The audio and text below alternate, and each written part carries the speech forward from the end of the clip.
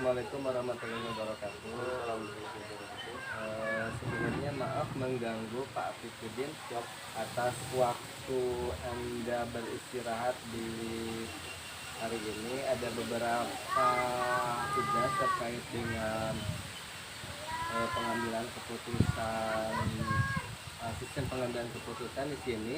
Pak Afif tadi sudah membaca kasus daripada kasus IB tersebut.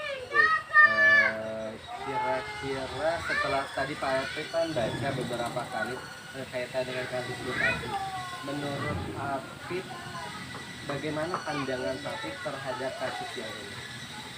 Ya, untuk kasus yang tadi juga sebenarnya dilema juga ya. Iya. Karena di sisi lain Bupati memang menginginkan muridnya itu untuk berhasil mencapai standar penilaian yang diberikan. Kedua, di situ ada hal yang kurang ini juga kan kurang manusiawi juga ya. Betul. Karena anak disuruh berhidup di atas masyarakat, di atas batu yang panas ya gitu. Jadi mungkin tujuannya itu sangat bagus, tapi caranya mungkin ya kurang tepat untuk saat ini. Nah, kalau misalkan hal tersebut terjadi, apa yang akan dilakukan Pak Afif terhadap Ibu Tati tersebut? Mungkin yang pertama akan menanyakan terlebih dahulu ya, akar permasalahan kenapa anak itu bisa dihukum seperti itu. Bisa jadi ada kesalahan ataupun hal apa itu ya nanti ditanyakan dulu. Kalau misalkan memang bisa dengan cara yang bagus ya juga bisa memberikan suatu contoh bagaimana supaya tidak seperti itu. Oke, tadi ada clue-nya, contoh. Kira-kira contoh yang dilakukan Pak Afif bagaimana supaya hal ini tidak menjadi terulang kepada kasus Bupati yang lainnya? Oke, yang pertama diawali dari kesepakatan dengan orang tua, sekolah dan juga harusnya dengan kedua anak-anak ya. Kalau misalkan awalnya sudah ada kesepakatan, nanti bagaimana kalau misalkan nilai tidak tercapai, tapi dilakukan gitu kan. Nanti diawali dari itu dulu. Jadi pada intinya itu adalah bagaimana proses menerapkan dari budaya-budaya yang ini kan bisa dibilang jadul ya, memberikan seperti ini. Kita hidup di era kekinian yang tentunya harus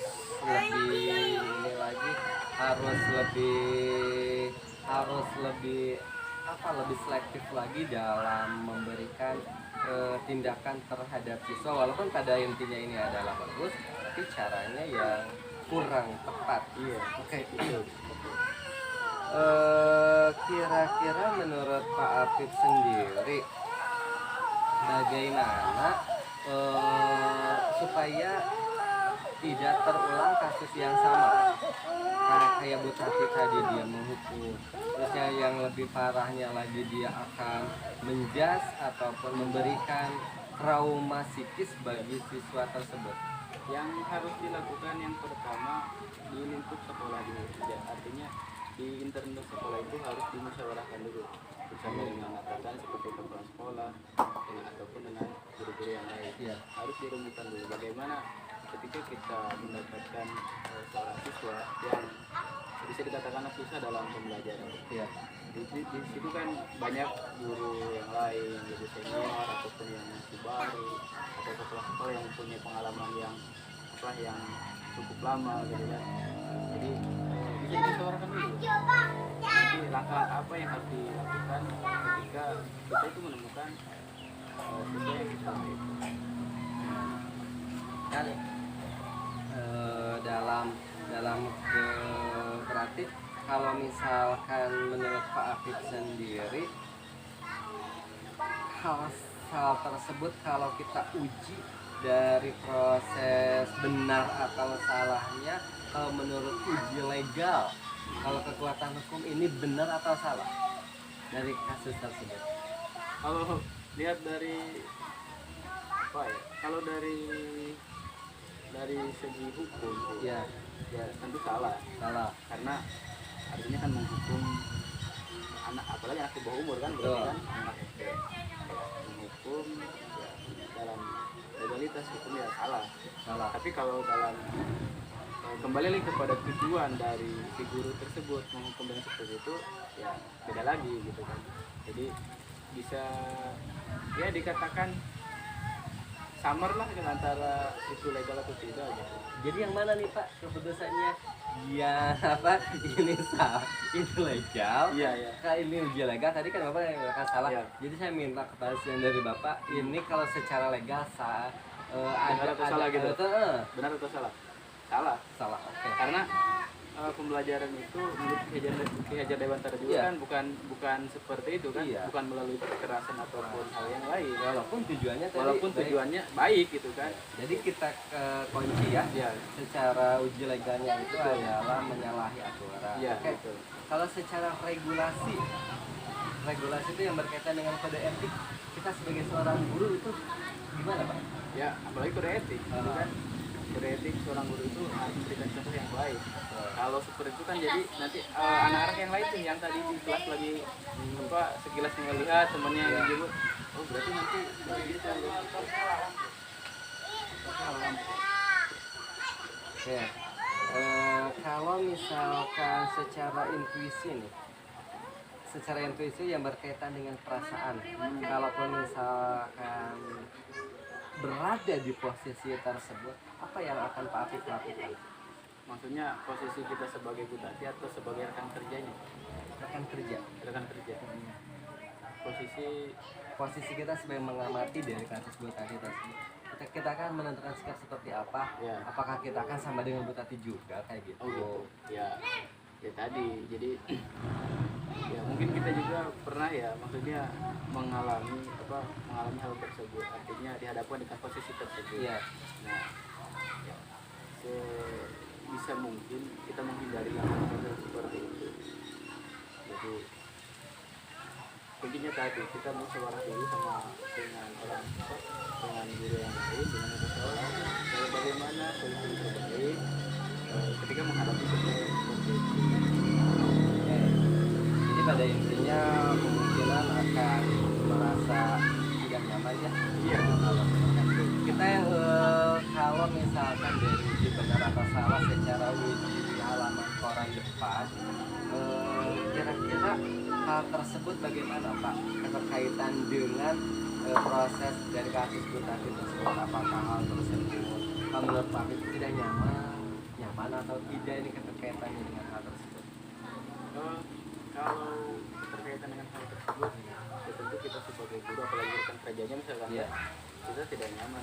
Artinya kita juga malu sendiri gitu kan, dalam arti seorang guru ya menjatuhkan kurang baiknya dalam hal seperti itu. Yang lebih bagus itu kalau misalkan Walaupun tujuannya benar, ya tadi kan walaupun tujuannya benar, yang tadi carilah solusi yang lain gitu ya. iya. Solusi bagaimana caranya yang tadi tidak menghukum yang seperti tadi itu. Kira-kira solusi apa Pak alternatif untuk hal tersebut? Ya kurang jelas juga ya. Jadi setiap kasus pasti berbeda. Ya. Solusi yang akan tadi kuncinya tadi musyawarah dulu.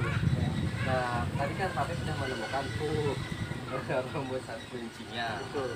Kira-kira kalau misalkan kasus seperti ini, Pak Afif akan ada ini gini nih, ketika buat hati mah kayak gini, saya sebagai rekan kerjanya seperti ini, tapi setelah misalkan kita berdiskusi tentang kebenaran atau kesalahan tersebut, nanti Pak Afif jadi kata ada clue yang saya dapat dari benang merahnya, yaitu akan menemukan solusi. Kira-kira win-win solution terhadap masalah ini seperti apa Pak?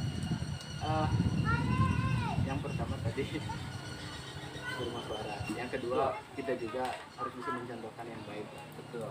Dalam arti sebisa mungkin, ya, semaksimal mungkin kita harus bisa menunjukkan bahwa dengan cara-cara lembut kita Betul. juga sama bisa meningkatkan prestasi belajar siswa, meskipun tidak dengan dengan cara-cara yang kasar seperti itu. Oke, makasih ya. Ada lagi satu uji kebenaran rasa tersebut adalah uji idola. Maksud idola itu menjadi panutan. Kalau misalkan kasus seperti ini, orang yang kita cintai tentunya tidak akan melakukan seperti itu ya. Nah, kira-kira kalaupun misalkan dari uji idola tersebut, seandainya panutan saya berada dalam posisi tersebut, maka Pak Afif akan seperti apa? Maksudnya begini, kan kalau ibu gitu pasti ya, apa teh sejelek-jeleknya anak pasti ditutupi gitu ya. Nah, kalaupun misalkan hal ini terjadi, kira-kira yang menjadi panutan Pak Afif itu misalkan adalah seorang ibu, ya seorang ibu.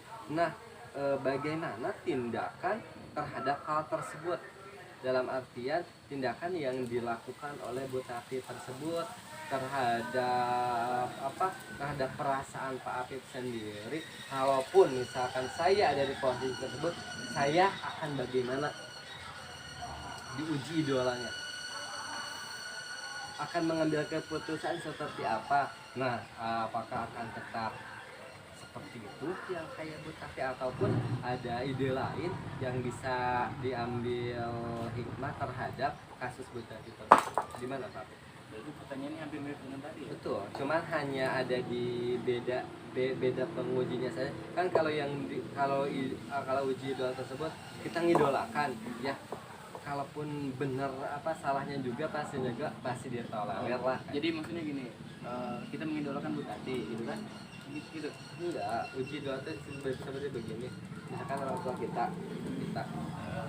pasti dia akan jor-joran kan, bela anaknya. Nah, yang akan saya tanyakan tersebut, seandainya kasus Bu Tati ini, misalkan tadi gambaran sama Pak udah kebaca kan gambarnya seperti apa. Hal ini terjadi pada idola Pak Afif sendiri, akan seperti apa tindakannya? Apakah akan yowis lah, tujuannya baik juga dengan cara kekerasan seperti itu, atau bagaimana? Langkah seperti apa? Ya tadi langkahnya ya tidak jauh beda dengan tadi, meskipun orang yang mengidolakan kita sendiri, meskipun tujuannya itu baik, kita harus tanyakan dulu. Maksudnya memang tidak ada cara yang lebih baik, yang lebih halus menyelesaikan masalah tersebut. Mungkin pasti banyak lah Ya. yang didapatkan dengan kekerasan seperti tadi. Jadi setelah diuji dari yang pertama sampai yang kelima tersebut, adakah investigasi opsi triloma yang akan digunakan? Opsi triloma itu menimbang mana yang akan dilakukan. Dalam artian tadi udah tahu salah, udah tahu solusinya, ada ide apa? So, kira-kira apa terhadap kasus Bu Tati? Kalaupun misalkan saya menjadi rekan Bu Tati, saya mungkin tidak akan melakukan tersebut, saya akan melakukan ini. Ada nggak ide? Kalau misalkan tadi kita posisi sebagai rekan Bu Tati, kita tentu tidak akan seperti tadi. Ya. Jadi kita akan tadi sudah di kita akan menjadi contoh. Kita akan memberikan contoh. Contoh berarti win-win solusinya yang pertama adalah contoh. Iya. Terus yang kedua Tadi kita diskusikan dengan berdiskusi dengan orang tuanya. Yang ketiga tadi akan seperti apa yang dilakukan Pak Afif? Tadi udah kan diskusi, terus akan membentuk komunitas yang apik dengan orang tua siswa, dengan guru, supaya ini menjadi tanggung jawab bersama gitu ya.